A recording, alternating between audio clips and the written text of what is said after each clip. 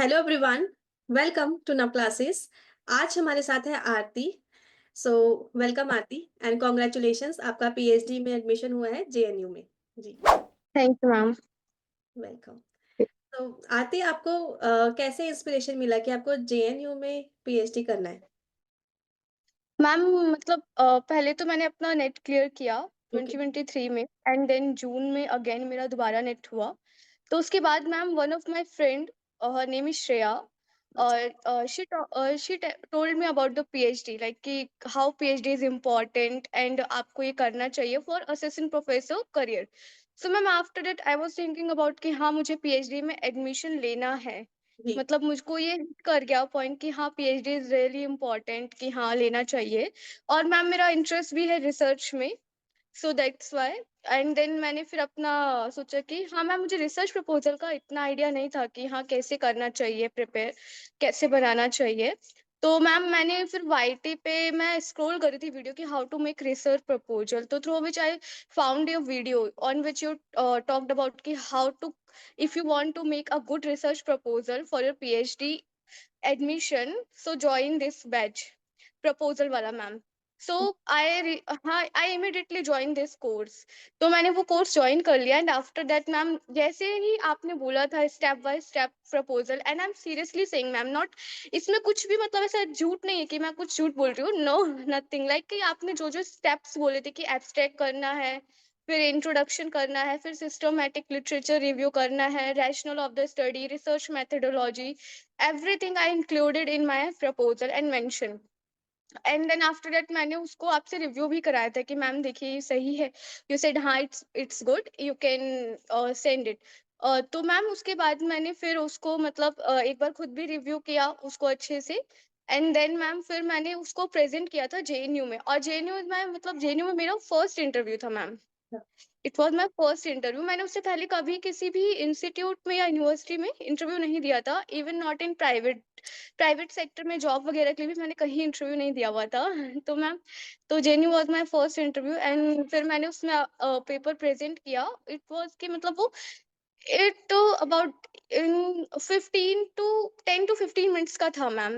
Okay. They ask question about only your from your research proposal, hmm. Nothing the they nothing outside the question, मतलब उन्होंने कुछ भी बाहर से नहीं पूछा था, सब कुछ आपके रिसर्च प्रपोजल से ही था, जो आपने उसमें मेंशन किया था कि आपने कैसे लिटरेचर रिव्यू किया, आपने कहाँ से सोर्सेज कलेक्ट किए, जे स्टोर से किए या जहां से भी आपने। मैम आपने स्काई हब करके भी एक बताई थी कि आप इस पे भी सर्च कर सकते हैं जर्नल, और क्विल बिट आपने बताया था। तो ma'am everything I used to make my research proposal, it's help me a lot. Then मैंने फिर उसको हर चीज को मतलब मेंशन करके बनाया था, तो मैंने उनको प्रेजेंट किया ऐसे कि हाँ मैंने इसके थ्रू मतलब कि इसके थ्रू तो नहीं मैम, मतलब कि मैंने ये चीजें यूज करी है। मैंने उनको ये बोला कि हाँ मैंने ये यहाँ यहाँ से रिसर्च रिसोर्सेज लिए थे, एंड देन आज कि हाँ आपका क्या रिसर्च गैप है वो मैंने इसमें मेंशन किया मैम। एंड रिसर्च मैम आपका नेट इट्स ब्रेक हो रहा है।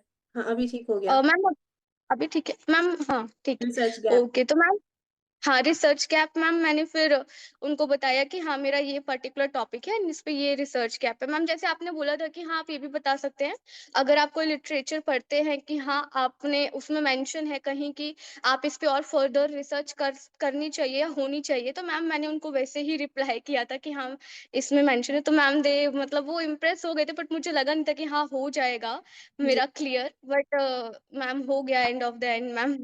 सो इट वॉज रियली आपने जो हेल्प करी थी मैम उसकी वजह से ही पॉसिबल हो पाया है, otherwise I can't make it ma'am. जी, सो वेरी। इट्स रियली अभी मैं यहाँ पर एक पॉइंट बोलना चाहूंगी। आरती ने जैसा समझाया कि उन्होंने पूछा कि आपने ये किया कैसे, क्योंकि आज के डेट में प्रॉब्लम क्या हो रही है, ये जो इजी चीजें हो गई हैं, चैट जीपीटी और भी फलान ढिमकान सोर्सेस खुल गए, और लोग बस ये चाहते हैं सीधा ऐसा अपना टाइटल डालो, हमें सारा कुछ बना बनाया मिल जाए और निकल कर आ जाए। जब वो आपसे यस क्वेश्चन पूछेंगे, उनको पता चल जाएगा कि आपने क्या सच्ची में ऐसे ही बना लिया है या you have made your efforts.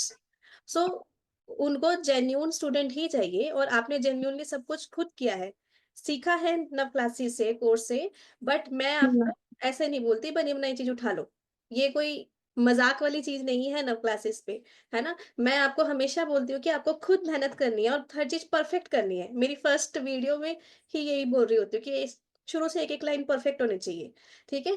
तो इसलिए that help you to get PhD admission, वो भी फर्स्ट टाइम में जो आप कह रहे हो। So that confidence also you got because आपने सब कुछ मेहनत से खुद बनाया है, ठीक है? ज यस मैम। सो सभी बच्चों को ये सोचना चाहिए कि आसानी से कोई चीज़ मिल जाए फिर तुम धक्के ही खाते रहोगे। अगर वो मिल भी गई बाय लक वो एक अलग चीज़ होती है, लेकिन वो जेन्युइनिटी नहीं है, फिर वो आगे जाके प्रॉब्लम आएगी। अभी आधे से ज़्यादा चीज़ें आपने प्रपोज़ल में सीखी, आगे पेपर बनाओगे तो ये बेसिक नॉलेज आपके काम आएगी। यही वो चाहते हैं। आपको इंटरव्यू में क्या-क्या क्वेश्चन्स पूछे थे? मैम मुझसे तो फर्स्ट ये पूछा था कि आपने ये टॉपिक क्यों चूज किया है, why you choose this topic, and आपका मतलब अगर इस पे, और उन्होंने ये भी बोला कि इस पे बहुत सारी रिसर्चेज हो चुकी हैं already, already so many researches have done, तो why do you want to again this topic and choose for research.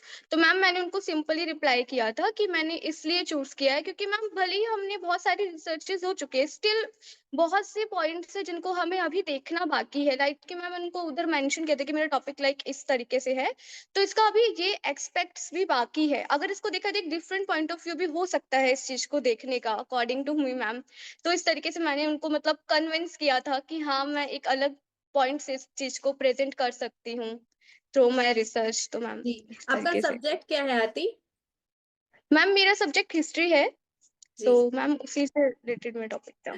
तो तो आपको मैं बता दूँ कि मैं खुद कॉमर्स और मैनेजमेंट सिखाती हूँ, लेकिन रिसर्च वाले कोर्सेज़ में सभी सब्जेक्ट को पढ़ाती हूँ। तो बच्चों के मन में डाउट रहता है कि नहीं सिर्फ़ कॉमर्स और मैनेजमेंट वाले ले सकते हैं।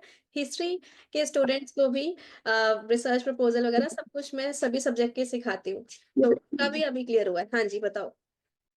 जी ma'am, one thing ma'am, the way you taught, मतलब कि किस तरीके से रिसर्च प्रपोजल बनाना है वो बहुत अच्छा है मैम।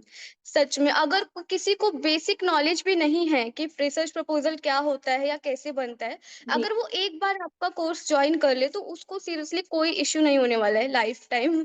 वो इजीली आराम से बना सकता है आपकी हेल्प के मैम। जो जो आप मतलब टूल्स बताते हैं हो गया, अभी आपने के भी एक बताया था कि उसमें आप पूरा डाल दो, तो मैम वो मतलब आपने मतलब पूरे तरीके से जितने भी रिसोर्सेज आप टूल्स बताते हैं, it is really helpful ma'am for us, मतलब लाइक मेरे जैसे और स्टूडेंट जिनको आइडिया नहीं होता कि रिसर्च प्रपोजल कैसे बनता है मैम, तो आपने ये कोर्स लाके बहुत अच्छा किया मैम। इनका इसका प्राइस भी बहुत मतलब इतना नहीं कि बहुत हाई है कि आप ले नहीं सकते, इट्स रियली मतलब इन पॉकेट के, हाँ ले सकते हैं आप, 2K it's not too much, तो ma'am really it's really good.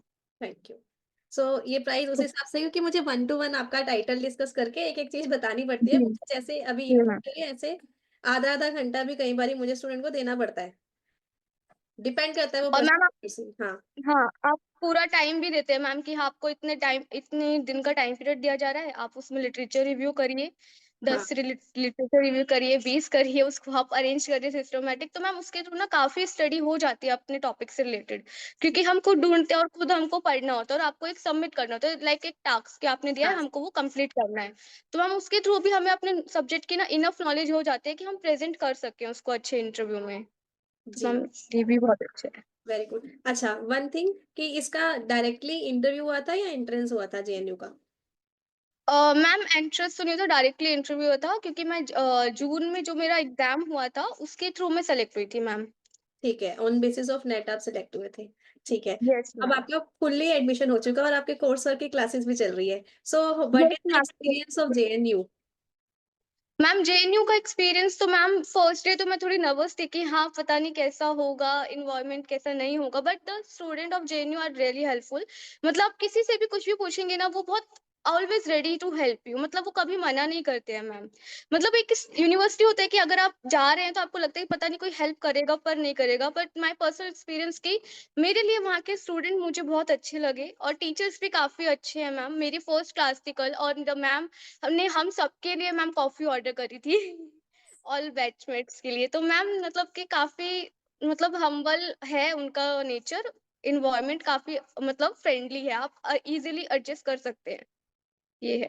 ये मैंने आपसे इसलिए पूछा क्योंकि हमारे ग्रुप के बच्चे आपको बोल रहे थे जेएनयू ये वो लोगों ने हवा बना रखा है। ऐसा है नहीं जी इस मैम। जी। क्लैरिफाई पर करने के लिए। नहीं, ऐसा नहीं है मैम, जेएनयू अच्छा है, स्टूडेंट भी बहुत अच्छे हैं वहाँ के। अब वो मैम आपके नेचर पे डिपेंड है कि आप भी कैसे एसिमिलेट हो पाते हैं वहाँ पे या नहीं हो पाते हैं मैम, जी, डिपेंड। ठीक है। जी। सो बहुत अच्छा लगा अभी आपसे डिस्कशन करके। And tell me about your family and all, वो कैसा मतलब फील कर रहे हैं? यस मैम, उनको भी बहुत खुशी हो रही है, मेरे पेरेंट्स को भी। मतलब यही था कि हाँ नेट हो गया, उसके बाद क्या करना है मैम, या कि नेट होना भी एक बड़ी बात है, पर मैम उसके बाद भी करियर तो मतलब एकदम से नहीं हो जाता ना कि जॉब मिल गई मैम, क्योंकि पीएचडी स्कॉलर्स को ज्यादा अपॉर्चुनिटी होती है असिस्टेंट प्रोफेसर में। तो मैम ये था कि हाँ नेट हो गया, उसके बाद क्या करना है, कि मतलब ठीक है इजिली हो जाए, एक जगह बैठ नहीं सकते। तो मैम उनको भी बहुत खुशी है कि हाँ मेरा पीएचडी में एडमिशन हो गया। मेरी सिस्टर है बड़ी मुझसे, उन्होंने भी मेरे को काफी मोटिवेशन दिया, हमेशा मेरी हेल्प करी है हर तरीके से। तो मैम इन लोगों का भी काफ़ी खुश है अब तो, मतलब हाँ, ठीक है हो गया। तो मैम ठीक वेरी है। गुड।